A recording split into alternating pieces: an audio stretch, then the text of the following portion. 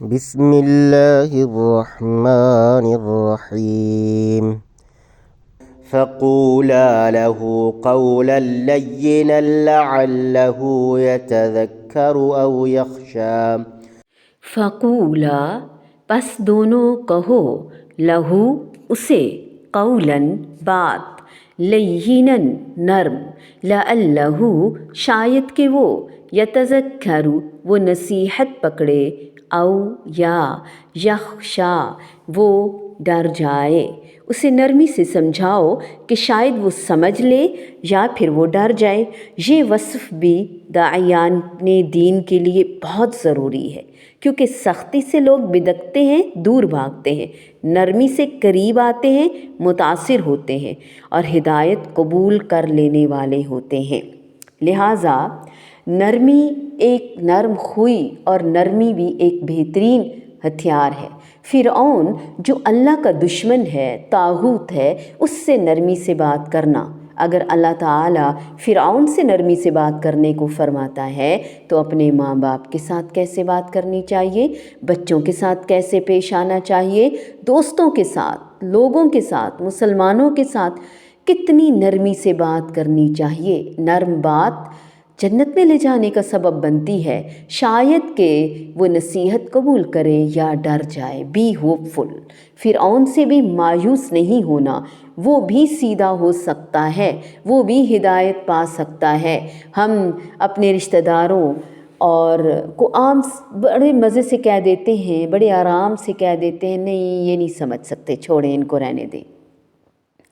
نعوذ باللہ فرعون سے بھی بدتر ہیں۔ اس عزم کے ساتھ انسان کسی کے پاس بھی جائے، خواہ کوئی کتنا بھی بگڑا ہوا کیوں نہ ہو، انسان پریشان نہیں ہوتا، حوصلہ نہیں ہارتا، پورے کانفیڈنس کے ساتھ جاتا ہے کہ یہ بھی ٹھیک ہو سکتا ہے، یہ بھی ٹھیک ہو جائے گا انشاءاللہ۔ بعض اوقات ہم کسی کو ایک بات بتاتے ہیں، وہ نہیں مانتا تو ہم کہتے ہیں اسے ساری زندگی ہدایت نہیں ملے گی، اب دوبارہ بتانا نہیں ہے۔ پہلی بار تو ہم بھی نہیں مانے تھے، ہمیں بھی بہت دفعہ کہا گیا۔ رب بار بار فرماتا ہے قرآن میں، ہمیں بتاتا ہے، پھر بھی ہم میں جھول آ جاتا ہے۔ رب کے بتانے میں ہم کمی کر رہے ہیں تو انسان کے بتانے سے، ایک بار بتانے سے کوئی کیسے مانے گا؟ اور کسی کے بارے میں ججمنٹل ہونا بھی تو ضروری نہیں ہے۔ ساری مخلوق اللہ تعالیٰ کی ہے۔ اللہ رب العزت جسے چاہے کسی بھی وقت کسی کو بھی ہدایت دے سکتا ہے، اس لیے ہم نے کبھی بھی مایوس نہیں ہونا، البتہ نرم خو ضرور ہونا ہے۔ سرکشوں میں بھی حق کی دعوت دینے کے لیے نرمی سے کام لینا ہے۔ جیسے زمین بیج ڈالنے سے پہلے نرم کی جاتی ہے، بالکل اسی طرح نصیحت کے لیے دل میں جگہ بنانے کو نرمی سے بات کی جانی چاہیے۔ اس کے دربار میں جانے سے پہلے اللہ کی یاد، ذکر، تلقین، اس میں کمی کوتاہی نہ ہو۔ ہر مشکل بڑے کام کا راستہ اللہ کے ذکر سے کھلتا ہے۔ پھر یہ بھی پتہ چلتا ہے کہ داعی کہیں بھی تنہا نہیں جاتا۔ جب وہ اللہ کے کام پر مامور ہوتا ہے، اس کے ذکر سے اس کی مدد لیتا ہے، تو اللہ تعالیٰ کہتا ہے میں تمہارے ساتھ ہوں، سب کچھ سن رہا ہوں، سب کچھ دیکھ رہا ہوں۔ پھر نوافل کا اہتمام اتنی کثرت سے کہ یہ نفل اللہ کا قرب دے دیں، ہمارے ہاتھ بن جائیں جن سے ہم پکڑیں، ہماری آنکھ بن جائے جن سے ہم دیکھیں، ہماری مدد کرے ہمارا رب۔ فقولا لہ قولا لینا، نرمی سے اللہ تعالیٰ نے موسیٰ اور ہارون علیہ السلام کو حکم دیا کہ فرعون کو دعوت دیتے وقت نرم بات کہیں جس میں ترغیب ہو، اسے غصہ دلانے والی نہ ہو۔ ہر داعی کو یہی اسلوب اختیار کرنا لازم ہے، کیونکہ دعوت اللہ سے مقصود مخاطب کی ہدایت اور اصلاح ہوتی ہے، نہ کہ اپنی برتری ثابت کرنا یا پھر سخت کلامی سے دل کا غصہ نکالنا۔ سورۃ النحل آیت نمبر 125 اور آل عمران 159، اللہ تعالیٰ نے وہ نرم بات بھی خود ہی سکھا دی، جیسا کہ آگے इंशाअल्लाह हम 47 में देखेंगे।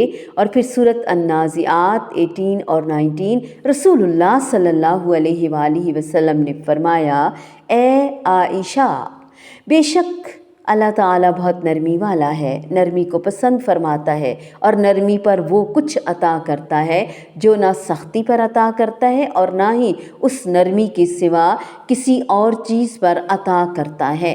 और ये भी फरमाया, नरमी जिस चीज़ में भी होती है उसे ज़ीनत बख्शती है और जिस चीज़ से भी निकाल ली जाए उसे ऐबदार बना देती है। हाँ, अगर कहीं नरमी बिल्कुल ही बेअसर ठहरे और कोई शख्स हठधर्मी और तकब्बुर से किसी तरह बाज ना आए तो उससे हक बात सख्ती के साथ कहने की भी इजाज़त है, क्योंकि वहाँ हिकमत का तकाजा यही है, जैसा कि सूरत अल-अनकबूत आयत नंबर 46 में है। और फिर इंशाअल्लाह हम 48 में भी मूसा अलैहिस्सलाम का कौल देखेंगे और पढ़ेंगे। लअल्लहु यतज़क्कर औ यख्शा। लअल्ला उम्मीद के मानों में, यानी एक मशहूर सवाल है कि अल्लाह ताला के कलाम में उम्मीद का ज़िक्र आए तो वो बात भी यकीनी होती है। यहाँ अल्लाह ताला को इल्म था कि फ़िरऔन नसीहत या डरने से महरूम रहेगा, फिर भी लअल का लफ्ज़ क्यों फरमाया? इसकी दो तौजीहें हैं और दोनों दुरुस्त हैं। एक तो ये कि ये लअल मूसा और हारून अलैहिस्सलाम की निस्बत से है कि तुम उससे नर्म बात इस उम्मीद के साथ कहो कि वो नसीहत हासिल कर लेगा या फिर डर जाएगा। तर्जुमा भी इसी के मुताबिक किया गया, क्योंकि मूसा अलैहिस्सलाम को तो इल्म नहीं था कि वो ईमान नहीं लाएगा। इसी तरह मुखातिब कितना भी सरकश हो, दाई को हमेशा उम्मीद रखनी चाहिए। उम्मीद का चिराग दिल में हमेशा रोशन रखना लाजिम है। दूसरी तौजी ये है कि लअल का लफ्ज़ उम्मीद है, इसके अलावा कई यानी ताके के मानों में भी आता है, जैसे सूरत अल-बक़रा आयत नंबर 21 में फरमाया, लअल्लकुम तत्तक़ून, ताकि तुम बच सको, ताकि